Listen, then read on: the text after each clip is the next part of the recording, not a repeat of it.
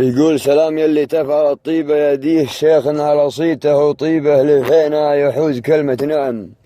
لا جيب طيريه من ساس شيخان عزيزة علينا فهذر اللي عاني له ونصيه شيخ اللي بانت لزومه يبينا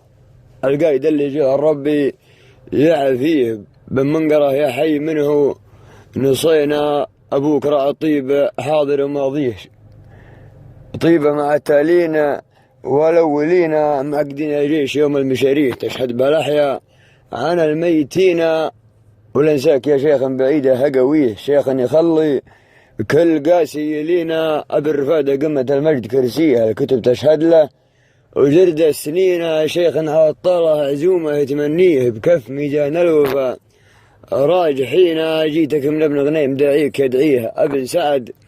قال تضريف اليمين شيخ على الشيمة مشيد مبنيه ريف الضيوف اللي لفهم قبلينا فكاك من حكمة صدر بمر قاضيه واطلق محابيس الحديد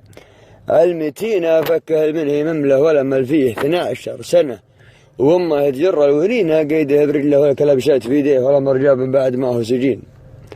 قيدها برجله ولا كلبشات بيديه ولا مرجابه عقب ما هو سجين لا فهد هرجي تفهم معنيه موضوع تعييني مع الأولين العازمي وقت علم الحديث والوقت ميلاته